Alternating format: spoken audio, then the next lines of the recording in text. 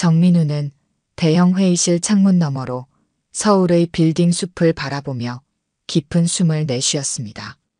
마침내 10년간 쌓아온 경력이 결실을 맺어 승진이 확정된 날이었죠. 부장에서 이사로 그의 명함에는 더 무게감 있는 직함이 새겨질 예정이었습니다. 축하합니다, 정 부장님. 아니, 이제는 정 이사님이라고 불러야겠네요. 동료의 말에 민우는 미소를 지었지만 그 미소 뒤에는 누군가와 나누고 싶은 기쁨이 숨겨져 있었어요. 사무실을 나와 주차장으로 향하는 발걸음이 무거웠습니다. 차키를 꺼내며 백미러에 걸린 작은 인형을 바라봤죠. 아내 서유진이 결혼기념일에 선물했던 마지막 선물이었습니다. 오늘은 좋은 소식 들었는데. 민우는 중얼거리며 차에 오릅니다. 이제 8년이 지났지만 아직도 혼잣말을 하는 버릇은 고쳐지지 않았어요. 한강변을 따라 달리며 민우는 그날의 기억을 떠올렸습니다. 비가 오던 날 퇴근길에 걸려온 전화 한 통. 유진이 교통사고로 중환자실에 실려갔다는 소식이었죠. 병원에 도착했을 때는 이미 모든 것이 끝난 후였습니다. 의사는 최선을 다했지만 이라는 말로 시작했고 민우의 세계는 그 말과 함께 무너져 내렸어요. 민우는 핸들을 꽉 쥐며 그 기억을 밀어냅니다. 아파트에 도착한 민우는 현관문을 열고 들어갑니다. 텅 빈 집이 그를 반겼죠. 냉장고에서 반찬통을 꺼내 전자레인지에 데우며 휴대폰이 울렸습니다. 여보세요? 민우야, 나 태식이야. 지금 시간 있어? 철수의 형 태식의 목소리였습니다. 뭔가 심상치 않은 톤이었죠. 무슨 일이야? 철수가. 어제 갑자기 심장마비로. 민우는 휴대폰을 꽉 쥐었습니다. 대학 시절부터 지금까지 가장 가까운 친구였던 김철수. 불과 일주일 전에도 같이 술을 마셨던 친구였죠. 민우는 입술을 깨물며 태식의 말을 들었습니다. 장례식은 내일부터야. 서울중앙병원 장례식장 사무실이야. 시간 되면 와줘. 전화를 끊고 민우는 소파에 털썩 주저앉았습니다. 승진의 기쁨은 이미 멀리 사라져버렸어요. 벽에 걸린 액자 속 대학 졸업식 사진에는 민우와 철수가 환하게 웃고 있었죠. 그 옆에는 유진과 함께 찍은 결혼사진이 놓여 있었습니다. 왜 다들 날 두고 가는 거야? 민우는 중얼거리며 소주병을 꺼냈습니다. 한 잔, 두 잔. 유진이 사고로 떠난 이후 가끔씩 찾게 되는 위로였죠. 오늘은 철수를 위한 잔이었습니다. 창밖으로 서울의 밤이 깊어갔고 민우의 마음속 상실감도 함께 깊어갔어요. 알람 소리에 민우는 눈을 떴습니다. 오늘은 철수의 장례식장에 가야 하는 날이었죠. 검은색 정장을 꺼내 입고 넥타이를 매며 민우는 깊은 한숨을 내쉬었습니다. 처음 철수를 만났던 날 유진과의 첫 만남에 철수가 옆에 있었던 기억이 떠올랐어요. 모든 인연의 시작과 끝에 너는 항상 있었구나. 민우는 준비를 마치고 집을 나섰습니다. 장례식장으로 향하는 길, 민우는 철수와의 마지막 술자리에서 나눈 대화를 떠올렸죠. 철수는 그날도 어딘가 불안해 보였습니다. 할 말이 있는데 라며 꺼내다 말았던 이야기가 무엇이었을까요? 이제는 영원히 알 수 없게 되었습니다. 서울중앙병원 장례식장은 조문객들로 붐볐습니다. 김철수는 사회적으로 꽤 인맥이 넓은 사람이었죠. 민우는 입구에서 헌화를 하고 조문록에 이름을 적었습니다. 심호흡을 한 뒤 빈소 안으로 들어갔어요.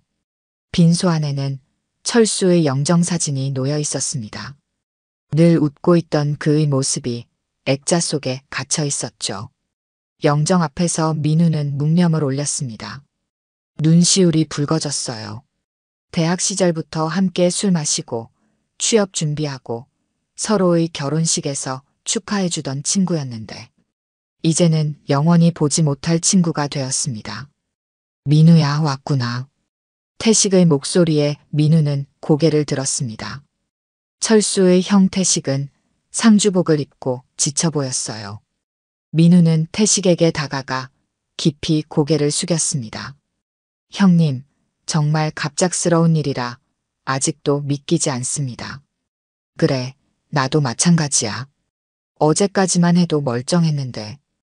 태식은 말을 잇지 못했습니다. 두 사람은 잠시 말없이 철수의 영정을 바라봤어요. 민우는 조심스럽게 물었습니다. 철수 마지막에 많이 힘들었어요? 태식은 고개를 저었습니다. 평소처럼 지냈어. 다만 최근에 조금 우울해 보이긴 했지. 무슨 고민이 있는 것 같았는데. 말을 마치기도 전에 빈소 입구에서 소란이 일었습니다. 조문객들이 누군가에게 길을 터주고 있었어요. 민우는 무심코 그쪽을 바라봤습니다. 검은 상복을 입은 여성이 아이의 손을 잡고 들어왔죠. 그 순간 민우의 심장이 멈췄습니다. 시간이 정지된 것 같았어요. 머리부터 발끝까지 전류가 흐른 듯한 충격이 민우를 덮쳤습니다.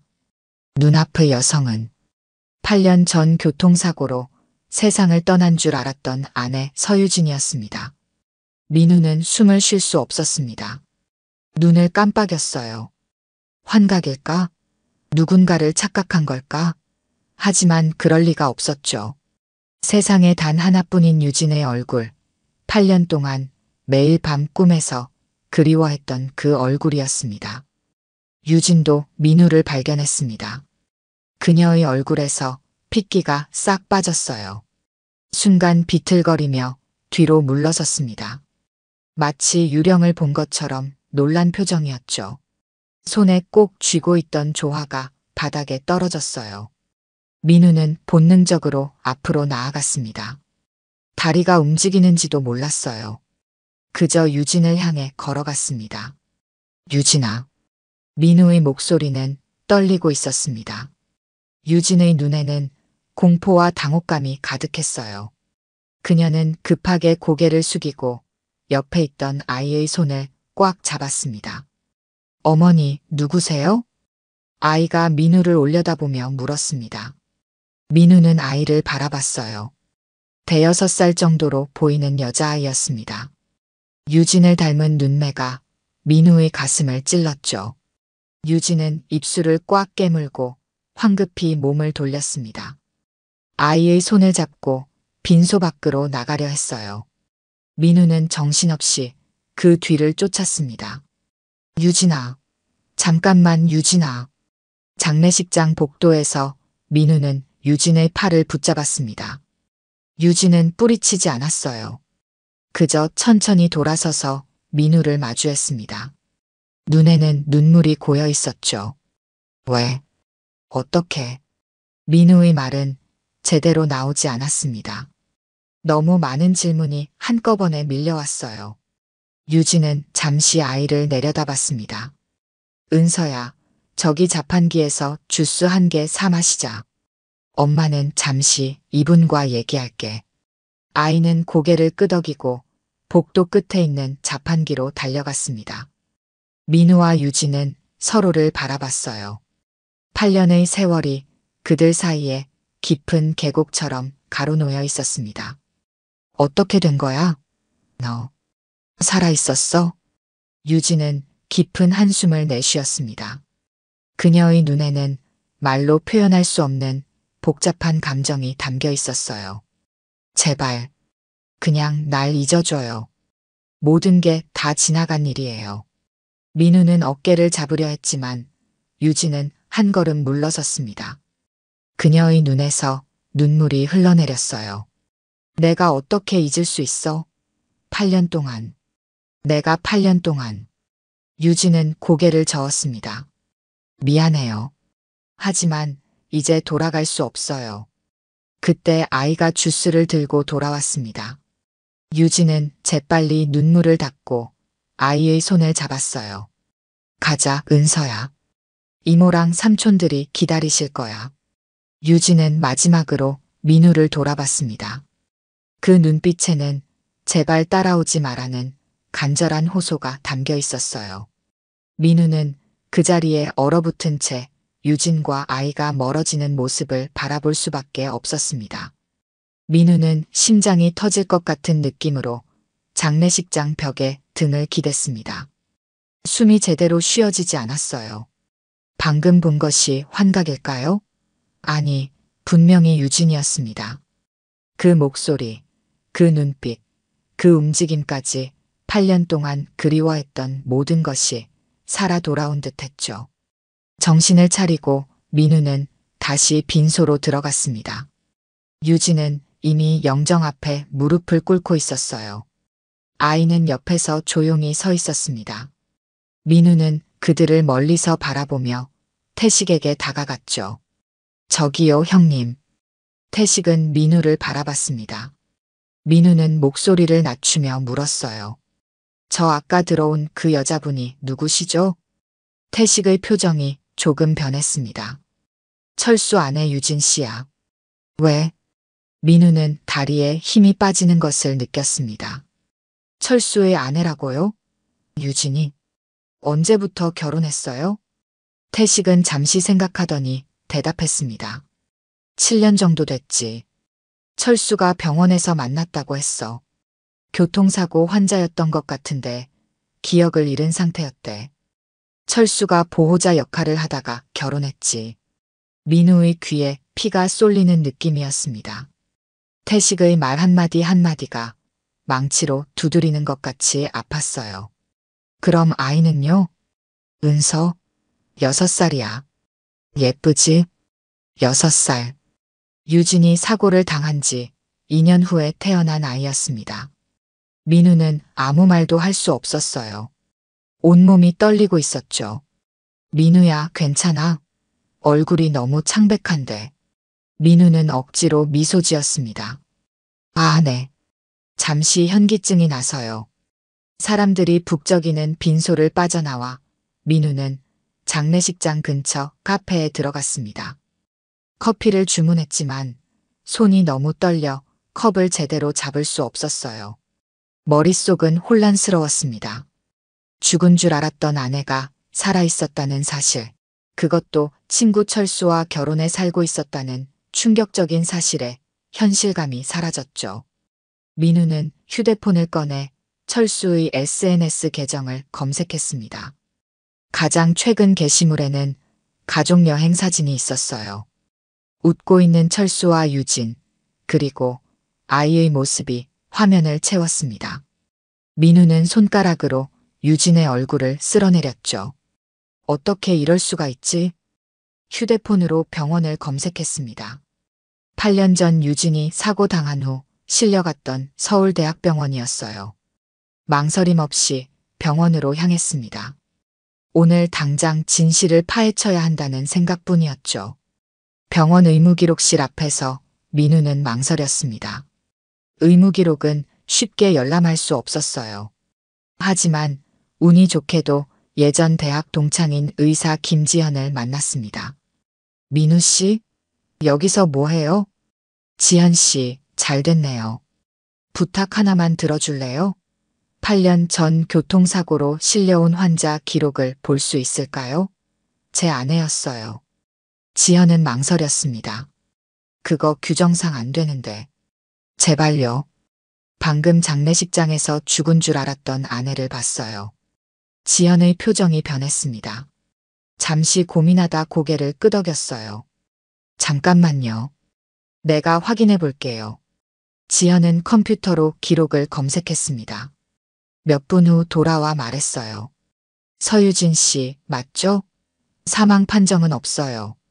중증 두부 외상으로 인한 혼수 상태였고 신원미상으로 분류됐다가 나중에 김철수라는 사람이 보호자로 등록됐네요.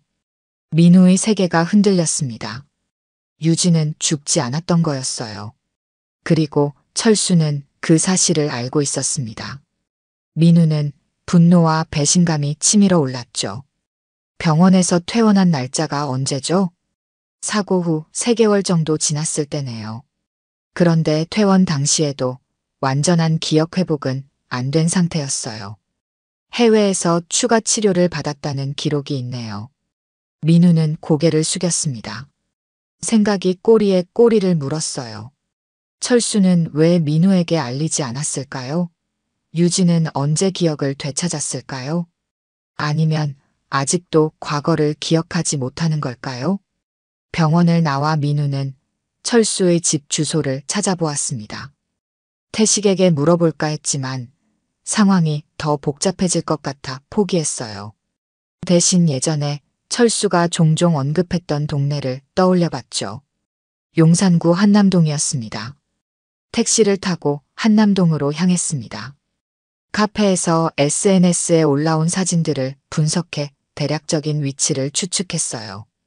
운 좋게도 세 번째 아파트에서 경비원이 철수의 이름을 알아보았습니다. 김철수 씨요? 1103호 사시는데 오늘 아침에 돌아가셨다는 소식 들었습니다. 정말 안타깝네요. 민우는 주변을 살폈습니다. 혹시 가족분들 지금 집에 계신가요? 아닙니다. 다들 장례식장에 가셨어요. 민우는 고개를 끄덕였습니다. 아파트를 빠져나와 건너편 카페에 자리 잡고 기다렸어요. 유진이 언제든 돌아올 것이라고 생각했죠. 시간이 얼마나 흘렀을까? 마침내 택시 한 대가 아파트 앞에 멈춰 섰습니다. 유진과 아이가 내렸어요. 민우는 심장이 쿵쾅거리는 소리를 들으며 그들을 지켜봤습니다. 이제 그는 유진을 마주하고 모든 진실을 물어볼 생각이었죠. 민우는 아파트 로비에서 유진과 아이가 엘리베이터에 오르는 모습을 지켜봤습니다. 숨을 깊게 들이마시고 그들을 따라 엘리베이터로 향했어요. 손가락이 떨리는 것을 느꼈습니다. 11층 버튼을 누르고 벽에 기대섰죠. 1103호 문 앞에서 민우는 망설였습니다. 무슨 말을 해야 할까요? 어떻게 대화를 시작해야 할까요? 하지만 더 이상 물러설 곳은 없었어요. 민우는 초인종을 눌렀습니다. 문이 열리고 유진이 나타났습니다. 그녀의 얼굴에 놀라움과 당혹감이 스쳤어요. 어떻게 여기를? 민우는 고개를 숙였습니다. 얘기 좀 해도 될까요? 유진은 잠시 망설이다 문을 조금 더 열었습니다. 들어오세요. 하지만 올해는 못 있어요. 장례 준비할 게 많아서. 집 안으로 들어서자 정갈하게 정돈된 거실이 눈에 들어왔습니다. 벽에는 철수와 유진, 아이의 가족 사진이 걸려 있었어요. 민우는 가슴이 찢어지는 느낌이었습니다. 은서야, 방에 가서 좀 놀고 있을래? 엄마 손님이랑 얘기해야 해. 아이는 고개를 끄덕이고 방으로 들어갔습니다. 민우와 유진은 마주 앉았어요. 사실을 알아야겠어요. 어떻게 된 일인지. 유진은 깊은 한숨을 내쉬었습니다. 그녀의 눈에는 긴 세월의 흔적이 담겨 있었어요. 8년 전 사고 후에 의식을 잃었어요. 깨어났을 때는 아무것도 기억나지 않았죠. 제 이름조차도. 민우는 입술을 깨물었습니다. 그런데 왜 병원에서는 내게 당신이 사망했다고 알린 거죠? 유진은 고개를 저었습니다. 그건 저도 몰라요. 철수가 말하길 제가 실려온 응급실에서 다른 환자와 신원이 뒤바뀌었다고 했어요. 그 환자가 사망하면서 제가 죽은 것으로 처리됐다고요. 민우는 가슴이 아팠습니다. 그 모든 슬픔과 절망의 시간들이 단순한 실수에서 비롯됐다니요. 그럼 철수는 어떻게 당신을 알게 된 거죠? 유진의 눈에 눈물이 고였습니다. 철수는 같은 병원 의공학과에서 일하고 있었어요. 제가 깨어났을 때 담당 의사였던 친구를 통해 저를 알게 됐죠. 제가 기억을 잃고 보호자도 없다는 걸 알고 도와주겠다고 했어요. 민우의 눈썹이 찌푸려졌습니다. 하지만 철수는 나를 알고 있었잖아요. 내 아내가 교통사고로 죽었다는 것도 알고 있었고. 유진은 고개를 숙였습니다. 처음에는 저도 몰랐어요. 철수가 나중에 고백했죠. 처음에는 단순히 저를 도와주려고 했던 것 같아요. 하지만 시간이 지나면서 사랑에 빠졌다고요? 유진은 고개를 끄덕였습니다. 그렇게 말할 수 있겠네요. 철수는 제게 새로운 시작을 주었어요. 이름도 과거도 모르는 저에게 삶을 주었죠. 민우는 천천히 일어났습니다. 창밖을 바라보며 물었어요. 그럼 언제 기억을 되찾은 거예요? 유진은 잠시 침묵했습니다. 은서가 태어나고 1년쯤 지났을 때요. 점차적으로 기억이 돌아오기 시작했어요. 처음에는 단편적인 이미지들이었죠. 그리고 어느 날 당신의 얼굴이 선명하게 떠올랐어요. 민우는 유진을 향해 돌아섰습니다. 그때 철수에게 말했나요? 네, 모든 것을 털어놓았어요. 처음에 철수는 충격을 받았죠. 하지만 이미 우리에게는 은서가 있었고 새로운 삶이 있었어요. 민우의 목소리가 떨렸습니다. 그래서 나에게는 알리지 않기로 한 거군요. 유진은 눈물을 참으며 고개를 끄덕였습니다. 철수는 절 너무 사랑했어요. 저를 잃을까봐 두려워했죠. 그리고 저도 은서를 위해 이 가정을 지키고 싶었어요. 민우는 주먹을 꽉 쥐었습니다. 배신감과 분노가 치밀어 올랐어요. 하지만 동시에 유진의 마음도 이해할 수 있었습니다. 그녀도 선택의 여지가 없었을 거예요. 그래서 철수가 마지막으로 나와 술 마셨을 때 뭔가 말하려고 했던 거군요. 유진의 눈에서 눈물이 흘러내렸습니다. 네, 최근에 철수가 괴로워했어요. 양심의 가책을 느꼈던 것 같아요. 당신에게 진실을 말하고 싶어 했죠.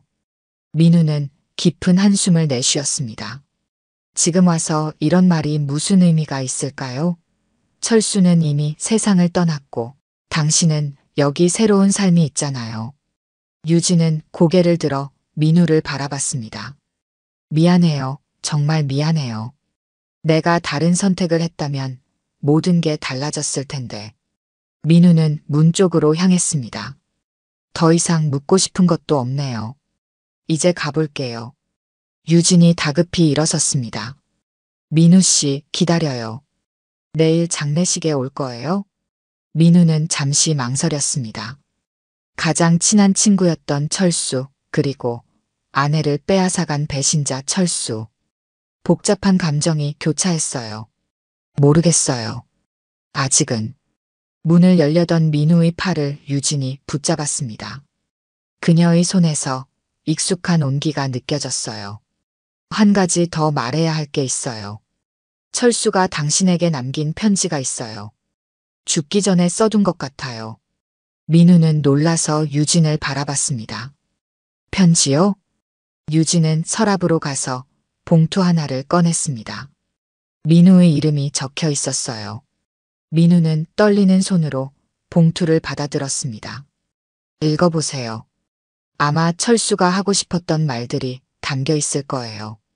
민우는 봉투를 주머니에 넣었습니다. 고마워요. 아파트를 나서는 민우의 발걸음은 무거웠습니다. 한 손에는 철수의 편지가, 다른 한 손에는 8년간의 상실감이 쥐어져 있었어요.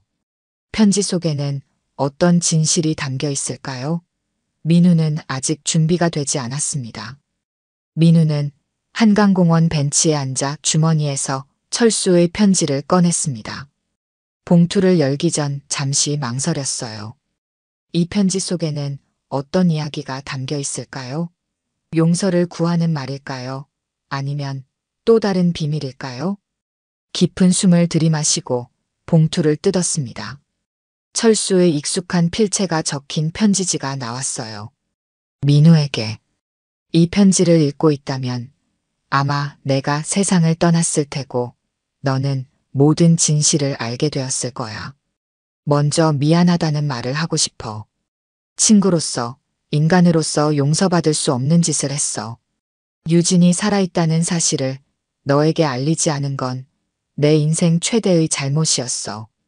그날 응급실에서 기억을 잃은 유진을 처음 봤을 때 난 그저 도움이 필요한 환자로만 생각했어. 하지만 시간이 지나면서 내 마음이 변했고 유진의 신원이 밝혀졌을 때는 이미 그녀를 사랑하고 있었어. 그리고 비겁하게도 진실을 숨기기로 했지. 유진이 기억을 찾기 시작했을 때 우리는 이미 은서를 갖게 된 상태였어. 나는 이기적으로 우리 가족을 지키고 싶었고 유진도 은서를 위해 현재의 삶을 선택했어. 하지만 그 선택이 옳았는지는 지금도 확신할 수 없어. 내가 이 편지를 읽고 있다면 부탁이 있어. 유진과 은서에게 화내지 말아줘. 모든 잘못은 나에게 있으니까. 그리고 가능하다면 언젠가 날 용서해 주길 바라. 민우는 편지를 내려놓았습니다. 눈에서는 뜨거운 눈물이 흘러내렸어요. 분노와 배신감, 그리고 이상하게도 동정심이 뒤섞인 감정이 가슴을 쳤습니다. 철수는 친구였고 동시에 배신자였죠. 그를 미워해야 할지 이해해야 할지 혼란스러웠어요. 민우는 편지를 다시 봉투에 넣고 주머니에 집어넣었습니다. 한강의 물결을 바라보며 생각에 잠겼어요. 8년 전으로 돌아갈 수만 있다면 어땠을까요? 유진을 더 일찍 찾았다면 모든 게 달라졌을까요? 휴대폰이 울렸습니다. 회사에서 걸려온 전화였어요. 승진 축하 파티를 준비했다는 내용이었죠. 민우는 기계적으로 대답했습니다. 죄송합니다. 개인 사정이 있어서 며칠 쉬어야 할 것 같습니다.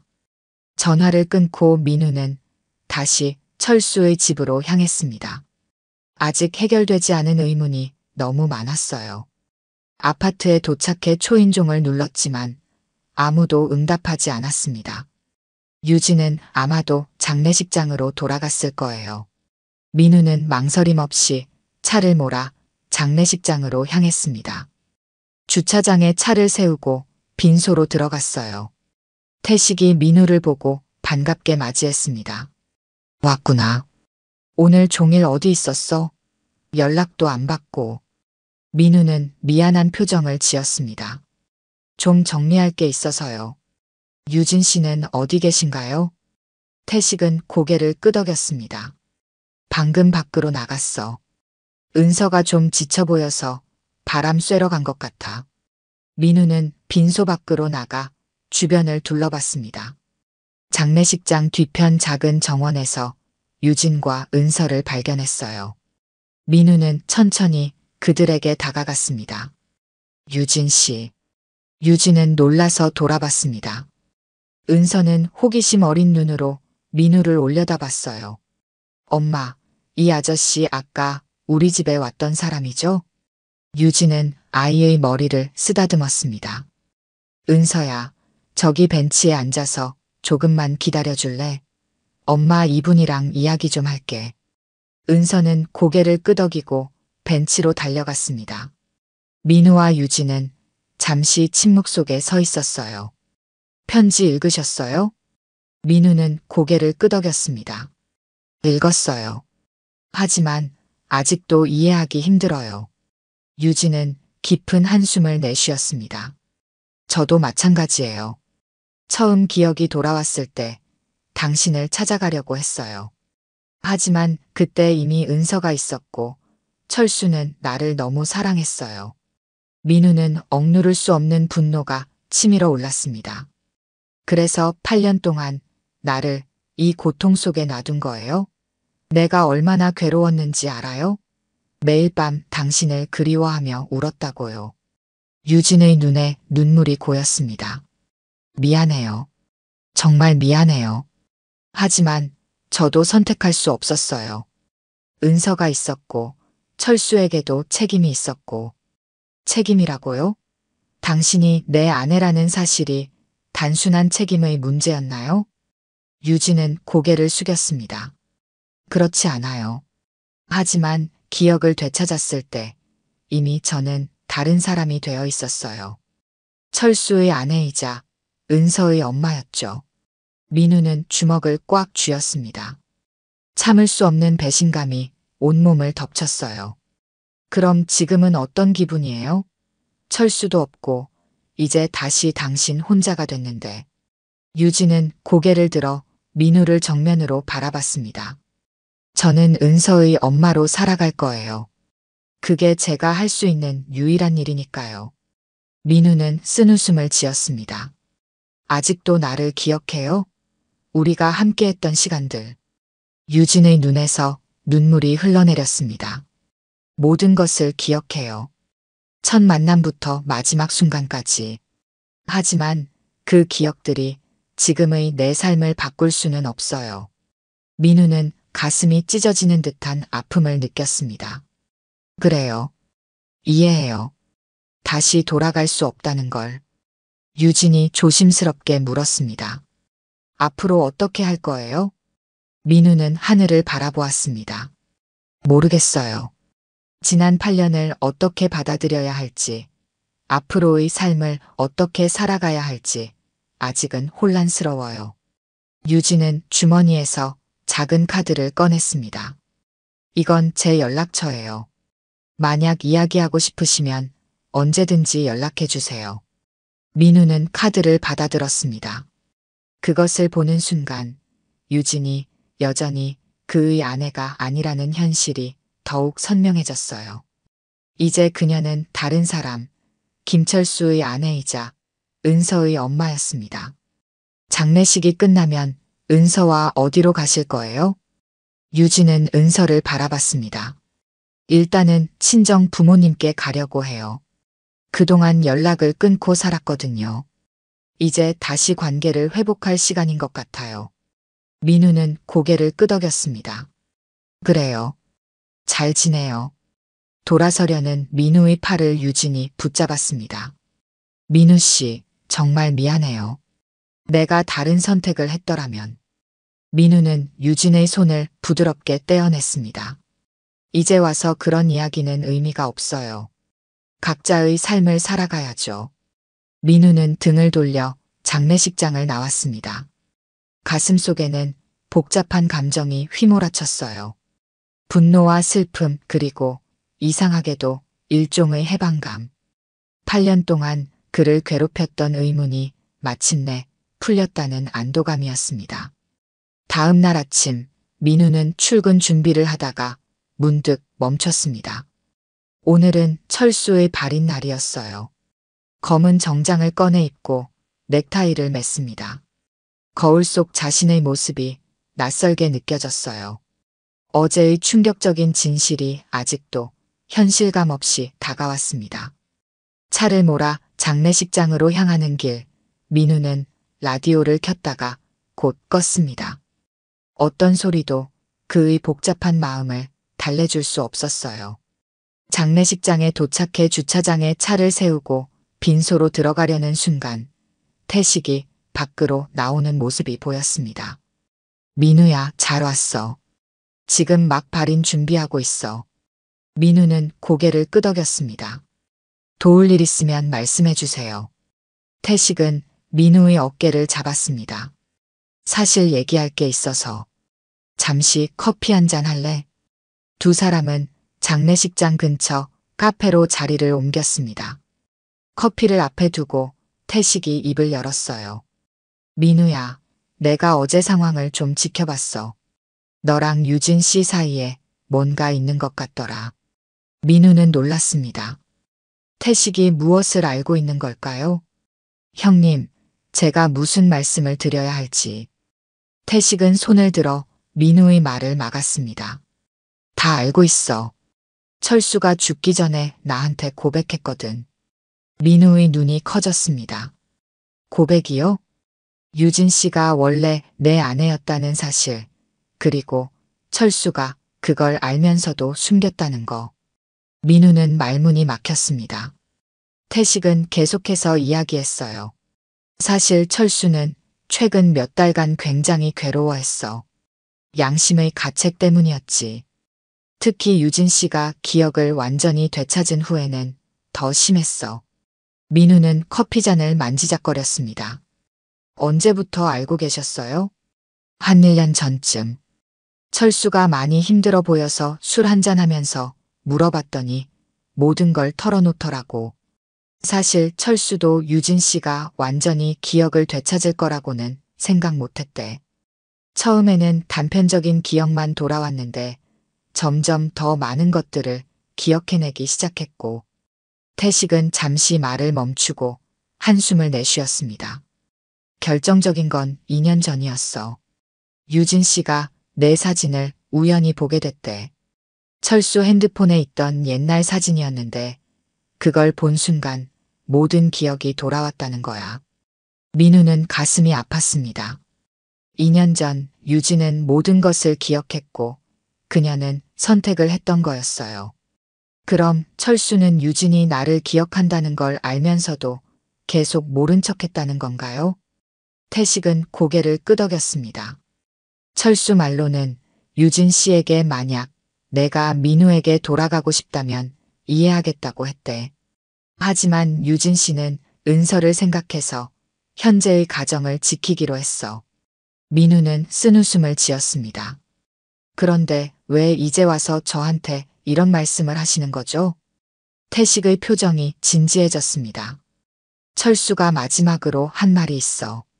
만약 내가 죽고 나면 유진과 민우가 다시 만날 수 있게 해달라고.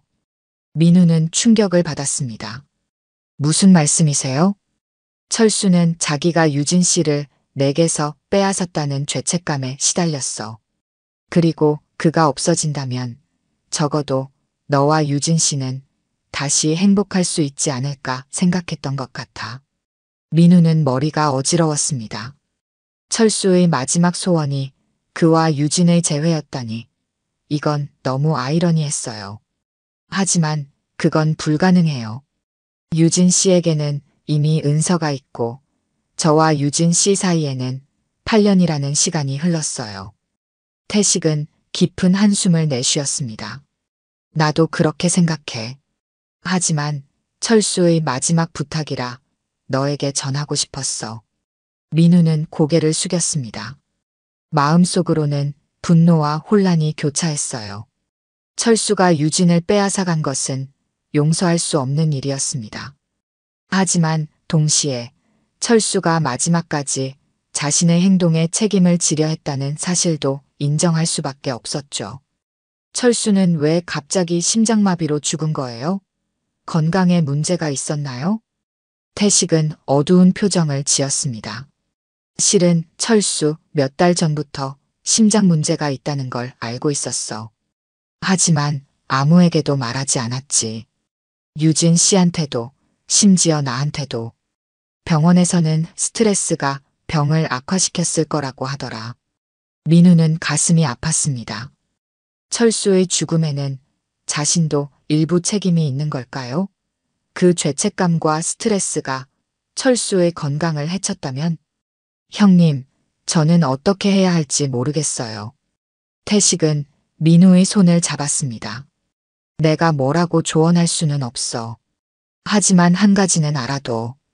철수는 내가 행복하길 바랐어. 그리고 유진 씨도 마찬가지야. 민우는 고개를 끄덕였습니다. 두 사람은 다시 장례식장으로 돌아갔어요. 발인 준비가 거의 끝나가고 있었습니다. 유진은 은서의 손을 잡고 영정 앞에 서 있었어요. 민우는 멀리서 그들을 바라보았습니다. 장례식이 진행되는 동안 민우는 복잡한 감정에 휩싸였습니다. 철수를 미워해야 할지, 이해해야 할지 혼란스러웠어요. 그리고 유진에 대한 감정은 더욱 복잡했습니다. 여전히 사랑하고 있지만 이미 그녀는 다른 삶을 살아왔고 다른 사람이 되어 있었죠. 장지로 향하는 차 안에서 민우는 창밖을 바라보며 생각에 잠겼습니다.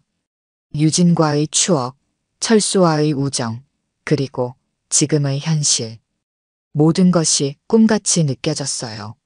장지에 도착해 모든 의식이 끝나고 조문객들이 하나둘 떠나기 시작했습니다. 민우는 마지막까지 남아 철수의 묘 앞에 서 있었어요. 그때 누군가 옆에 다가왔습니다. 유진이었어요. 떠나기 전에 마지막으로 인사하고 싶었어요. 민우는 고개를 끄덕였습니다. 두 사람은 나란히 서서 철수의 묘를 바라봤어요. 태식 씨한테 들었어요. 철수가 마지막으로 한 부탁에 대해서. 민우는 놀란 눈으로 유진을 바라봤습니다. 유진은 미소를 지었어요. 놀라지 마세요. 태식 씨가 저한테도 같은 이야기를 했으니까요. 장례식이 끝나고 일주일이 지났습니다. 민우는 일상으로 돌아가려 했지만 쉽지 않았어요. 회사에 출근했지만 업무에 집중할 수 없었습니다. 머릿속에는 계속해서 유진의 얼굴이 떠올랐죠. 이사 승진 축하 파티는 민우의 부탁으로 잠정 연기되었습니다. 퇴근 후 집으로 돌아오는 길 민우의 휴대폰이 울렸습니다. 모르는 번호였어요. 잠시 망설이다 전화를 받았습니다. 여보세요? 민우 씨, 저 유진이에요. 민우는 길가에 차를 세웠습니다. 심장이 빠르게 뛰기 시작했어요. 어떻게 지내세요? 유진의 목소리가 떨렸습니다. 잘 지내고 있어요. 민우 씨는요? 그럭저럭요. 회사에 복귀했습니다. 잠시 어색한 침묵이 흘렀어요. 유진이 다시 입을 열었습니다. 혹시 시간 되시면 만나서 이야기 좀 할 수 있을까요? 드릴 말씀이 있어서요. 민우는 망설였습니다. 유진을 다시 만나는 것이 현명한 선택일까요? 하지만 거절할 수 없었어요. 네, 시간 됩니다. 언제 만날까요? 오늘 저녁에 시간 되세요? 한강공원 잠원지구에서 만날 수 있을까요? 알겠습니다. 8시에 분수대 앞에서 뵐게요. 전화를 끊고 민우는 깊은 숨을 내쉬었습니다. 유진이 무슨 이야기를 하려는 걸까요? 가슴이 두근거렸어요. 저녁 8시, 민우는 약속된 장소에 도착했습니다. 유진은 이미 벤치에 앉아 기다리고 있었어요. 민우가 다가가자 유진이 일어났습니다. 기다리셨어요? 유진은 고개를 저었습니다. 아니요, 저도 방금 왔어요. 두 사람은 한강을 따라 천천히 걷기 시작했습니다. 가을바람이 서늘하게 불었어요. 은서는요? 유진은 미소를 지었습니다. 친정 부모님 댁에 있어요. 어머니가 손녀를 만나시고 너무 좋아하세요. 민우는 고개를 끄덕였습니다. 그래요? 다행이네요. 다시 침묵이 흘렀어요. 유진이 먼저 말을 꺼냈습니다. 사실 철수가 돌아가기 전에 저한테 편지를 남겼어요. 민우 씨한테도 편지를 줬다고 들었는데요. 민우는 주머니 속의 편지를 떠올렸습니다. 네, 받았습니다. 유진은 잠시 걸음을 멈추고 한강을 바라봤습니다. 철수는 편지에서 자신이 죽은 후에 제가 민우 씨에게 돌아갔으면 좋겠다고 했어요. 민우는 놀라서 유진을 바라봤습니다. 태식이 말했던 철수의 마지막 소원이 사실이었군요. 그게 가능할까요? 유진은 슬픈 미소를 지었습니다. 처음엔 저도 그 생각을 했어요. 하지만 민우는 유진의 어깨를 잡았습니다. 하지만요. 유진의 눈에 눈물이 고였습니다. 은서에게 어떻게 설명할 수 있을까요? 갑자기 아빠가 없어진 상황에서 또 다른 남자를 데려온다는 건 은서에게 너무 큰 혼란이 될 거예요. 민우는 손을 내렸습니다. 유진의 말이 맞았어요. 은서는 아직 너무 어렸고 이 복잡한 상황을 이해하기 어려울 테죠. 이해합니다. 은서를 생각하는 게 우선이죠. 유진은 고개를 끄덕였습니다. 그래서 결정했어요. 일단 은서와 함께 새로운 시작을 하려고 해요. 친정 부모님 근처로 이사하고 은서가 안정을 찾을 때까지 기다릴 생각이에요. 민우는 가슴이 아팠습니다. 또다시 유진을 보낼 수밖에 없는 상황이었어요. 하지만 이번에는 적어도 그녀가 살아있다는 사실을 알고 있었습니다. 그게 최선일 것 같네요. 유진은 민우의 눈을 바라봤습니다. 하지만 민우 씨에게도 미래가 있어요. 8년 동안 절 기다렸던 것처럼 앞으로도 인생을 멈춰두지 마세요. 민우는 쓴웃음을 지었습니다. 쉽게 말할 수 있는 문제가 아니네요.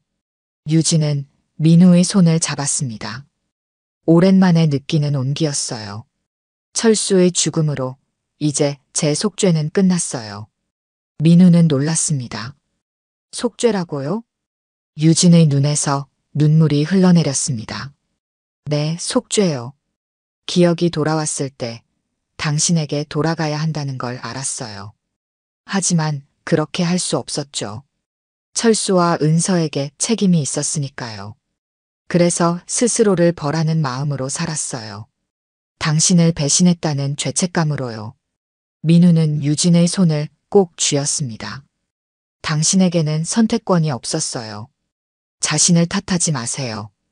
유진은 눈물을 닦았습니다.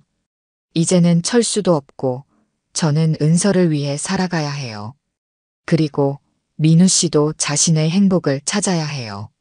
민우는 깊은 숨을 내쉬었습니다. 당신의 행복이 먼저예요. 나는 괜찮으니까.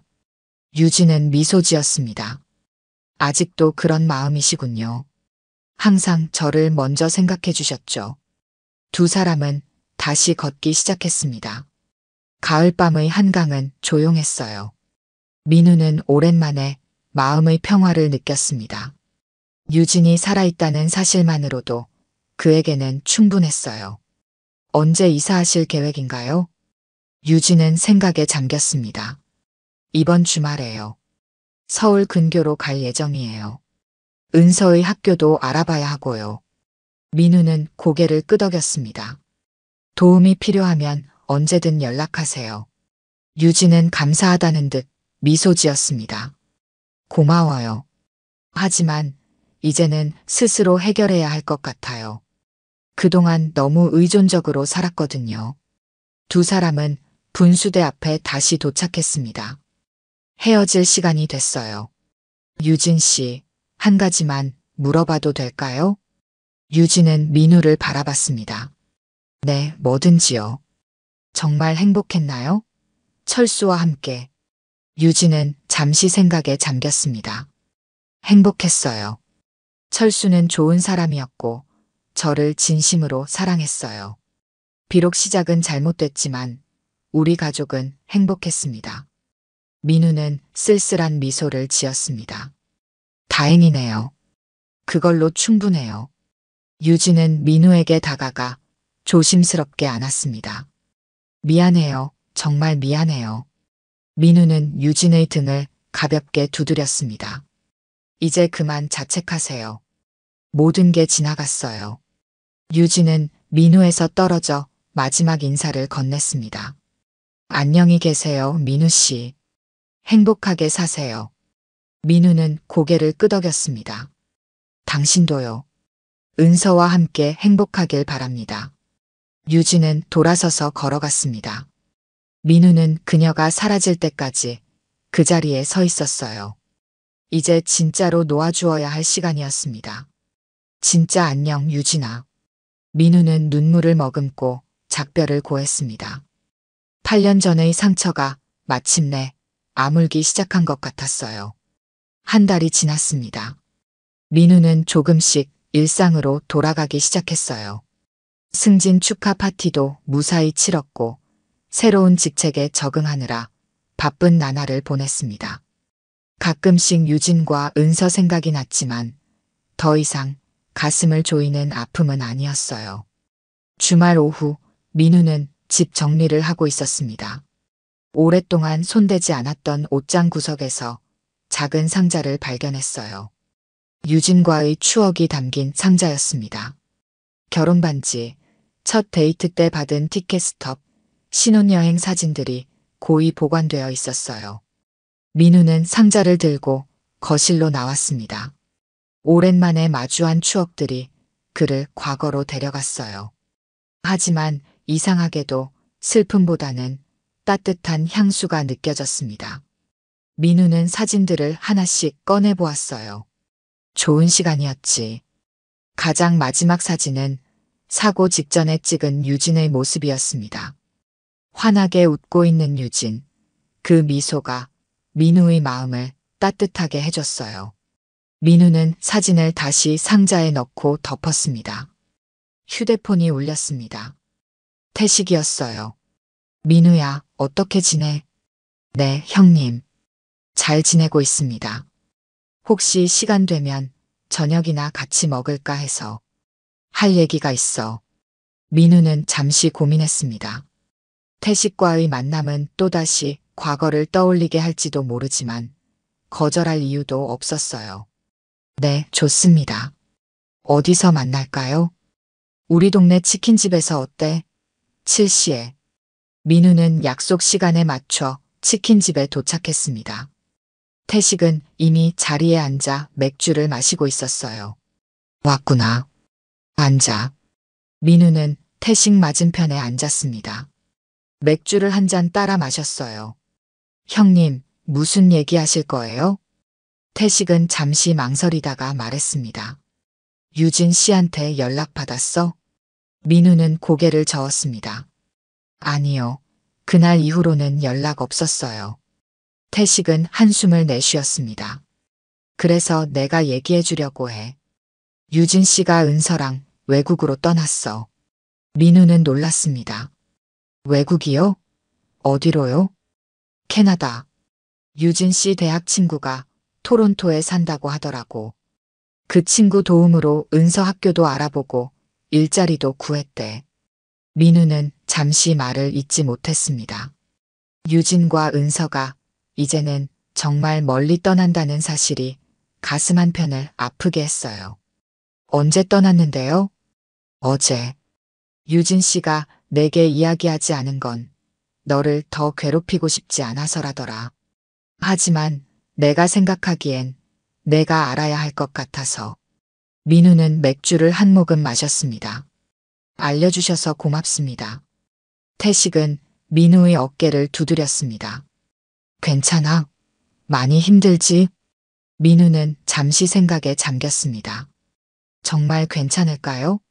유진이 멀리 떠났다는 사실이 아프지만 동시에 어떤 해방감도 느껴졌어요. 생각보다는 괜찮네요. 어쩌면 이게 최선인 것 같아요. 유진 씨와 은서가 완전히 새 출발을 할 수 있으니까요. 태식은 고개를 끄덕였습니다. 그래, 내 말이 맞아. 그리고 너도 이제 새 출발을 해야 할 때야. 두 사람은 치킨을 나눠 먹으며 이런저런 이야기를 나눴습니다. 철수에 대한 추억, 대학 시절 함께했던 시간들, 그리고 앞으로의 계획까지. 오랜만에 마음이 가벼워지는 시간이었어요. 민우야, 철수가 마지막까지 너에게 미안해했다는 거 알지? 그리고 내가 행복했으면 좋겠다고 진심으로 바랐어.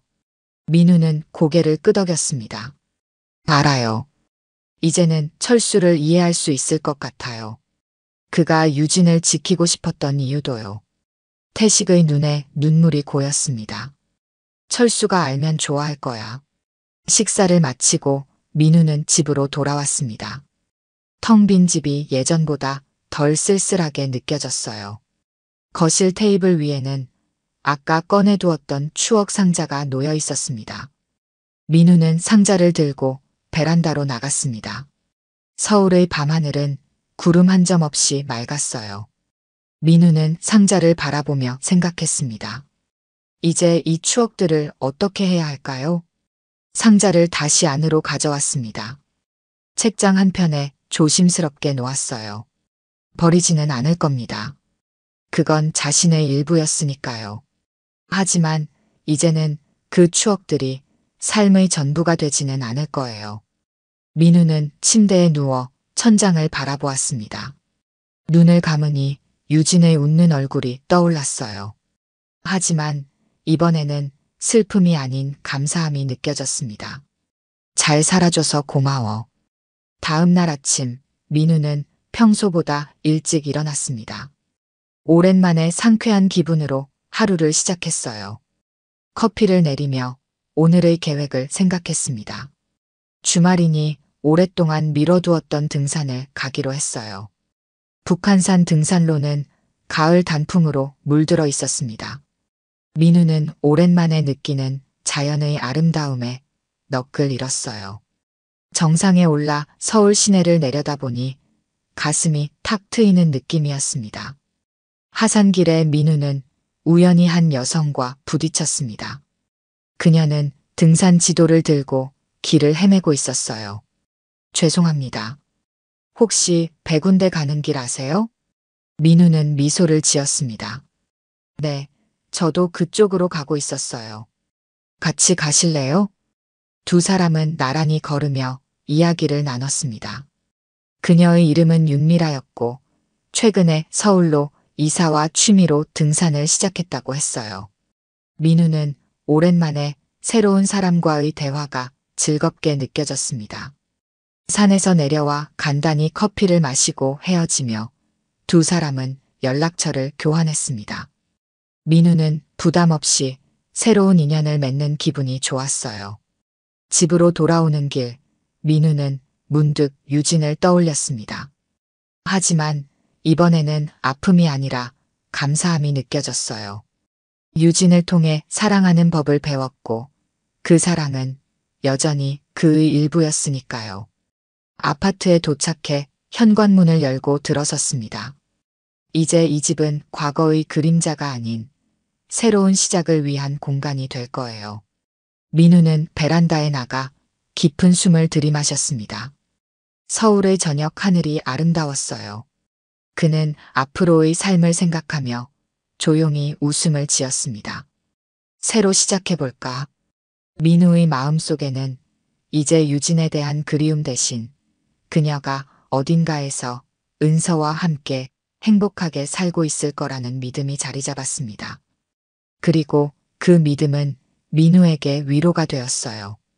장례식장의 혼란스러움 속에서도 민우는 이제 다시 살아갈 이유를 찾았습니다. 비록 예상치 못한 방식이었지만 8년 동안의 의문이 풀리고 마음의 평화를 얻었어요.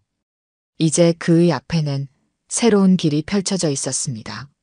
오늘 들려드린 이야기가 여러분의 마음에 작은 울림이 되었기를 바랍니다. 이야기가 좋으셨다면 좋아요와 구독 부탁드려요. 다음 사연을 들려드리는데 큰 힘이 된답니다. 그리고 여러분의 이야기도 댓글로 들려주세요. 다음 이야기 때 또 뵙겠습니다.